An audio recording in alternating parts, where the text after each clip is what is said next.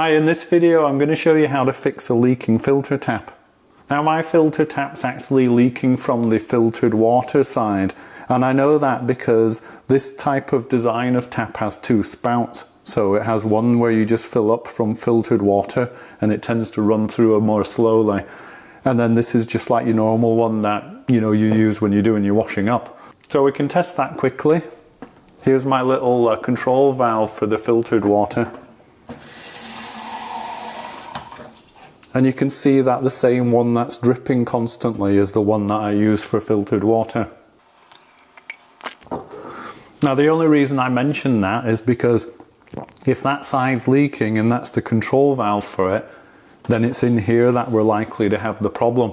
If it was the normal mains water for doing the washing up that was dripping and leaking, then I'd probably have a problem with the valve that's on the other side here, which is like a little mixer handle. Okay, so let's get started. The first thing I'm going to do is dive underneath the sink here and turn off the water to the full tap, not just the filter side, because I don't know where this job's going to lead me. And it's better if all the water's off right from the start. So these two here are the isolation for the mains cold water and then the mains hot water for the normal side, the side that you would do the washing up from. So I'm just going to turn those both off. There we go. And then if I just move you guys to the other side, usually there'll be a little isolation valve for the filtered water. You can see this is the filter itself. There's all different types of filters. But usually you have an isolation valve so that when you renew the filter you can turn the water off easily. And this is it here. So just turn that off too.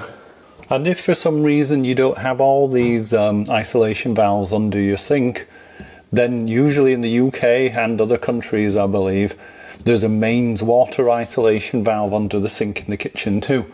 And this one can be found just one level further down, just here. But bear in mind, if you turn this off, then you'll turn off the water to the complete house. But it is an option for you. Okay, so now we're ready to take this handle off so that we can explore if we're going to be able to repair the valve inside and stop that dripping. And to get this handle off, there's usually like a little securing grub screw. You can see it's a little bit wobbly. And normally there'll be a little plastic or a rubber stopper which gives you access through an access hole. And hopefully you can just see the bottom of the stopper on the underneath of the control valve here. So we just need to pry that out. And the way I normally do this is I just use the blade of a knife to get under the edge of the stopper and then lever it. Oh, there we go, it worked. First time too. And that's it there. And it is a little plastic one. We'll put that off to one side. Okay, it's a little bit hard for you to see now, and to be honest it's hard for me to see as well. But you can imagine when I took that stopper out, it's exposed a hole on the underneath of that. Now, it doesn't really help me turning the handle this way, because now it's just the hole's facing the back. So I'm going to work on it as it is, and usually there's an Allen key in there. Now what size it is at the moment is a mystery, but we know it'll be a small one. So I'm going to guess at 2mm, and I'm going to play around underneath there and see if it feels like it fits well and if I can loosen off the little grub screw which is holding that handle on. That feels way too small. So we'll go to the next size up. That feels correct.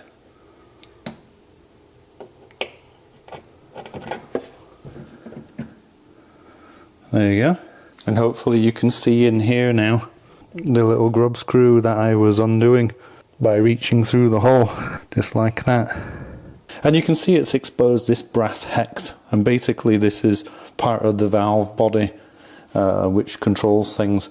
And so we're going to loosen that off, and it's a 17mm on my tap, and it's better if you get a spanner that fits properly, because brass can be damaged quite easily if you're using an adjustable spanner that doesn't fit very well. It's only going on the surface here. You can see the water is just running back whatever's in the tube, so it'll stop soon. There we go. Okay, so I'll be honest, I wasn't sure what to expect in there because I've never stripped one of these down before. But I would describe this as a control cartridge. And as you can see, there's just a little bit of debris here. Now, whether that's wear from inside this cartridge or something that's come in the water supply and contaminated it. But basically, I'm pretty sure that this will be worn out inside and that's why it's leaking now. I'll be very surprised if you can't just buy a replacement one of these. Okay, so as you can see, I finally got a replacement one of these. And so now I can confirm that these are called a ceramic cartridge. So if you searched for a filter tap or a kitchen tap ceramic cartridge or a ceramic cartridge for a faucet, then you'll get lots of hits. And in fact, you'll probably get too many hits. It turns out that there's lots of these and they're all different sizes. So let's pop back up onto the draining board. I'll show you these side by side and I'll show you what I discovered to be the key dimensions you need to measure to make sure you have the best chance of getting the right one as a replacement. Okay, so it turns out that by far the most important thing if you want a replacement ceramic cartridge is the overall length of the cartridge, and I mean from the very tip here to the other end. And that'll get you in the right ballpark to at least be finding cartridges that might be suitable for your application. And as you can see, this is a 43mm cartridge. And interestingly, these are used for lots of different applications, so not just filter taps, normal taps too. So this red would be if this was used in a hot water tap, but obviously it will also be suitable for cold because the hot water one might just have a better quality of seal inside that withstand the temperature better. Now the other thing that I learned is the overall diameter of the cartridge. Now when you go to buy these ceramic cartridges, you'll almost always be able to see a page of the dimensions. And they'll have the diameter, the overall length and things like that. So you will be able to double check this. So that's the second critical measurement. Now the third thing that I found was this actual length of the spline. And I don't even know what you call it. Let's call this the shaft area. But anyway, the overall length of this shaft from the top of the nut here to the tip. The third thing is the number of splines on here is really critical as well. And this is a 20 spline shaft, which of course matches up with the original. But more importantly, the handles are splined inside. So if you have a different number, then later when you assemble it, then this won't all push together properly. So it's worth counting those splines. I just put a little bit of marker pen on the first one, and then I knew when I'd got back to the beginning again. And then the final thing that I found important was just this overall diameter. So I just checked the overall diameter on them both.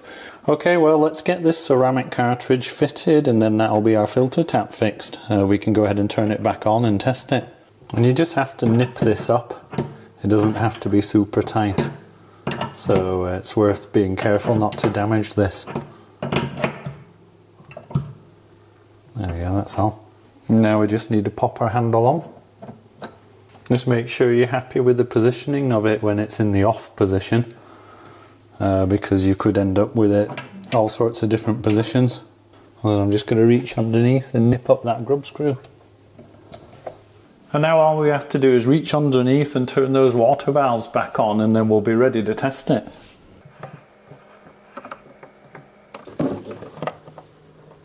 Okay, so it's the moment of truth. I'm just going to prime all of the valves. So just make sure it's all turned on. That's our filter tap, the one that was dripping. And crucially, no more drips from there. So we can wait several minutes. But I've been testing it and that's it. No more drips. Okay, so that's it. That's how to fix your leaking filter tap. And to be honest, those cartridges are generic. So if you have other leaking taps around your home and it's got a ceramic cartridge in it, then you'll probably find that you fix it in a similar way. Hopefully that's helped you fix yours, and if it did, then please give me a thumbs up or drop me a comment. It'd be great to hear how you got on. And all there's left to say is, you've watched the video, now fix it. Thanks for watching, bye for now.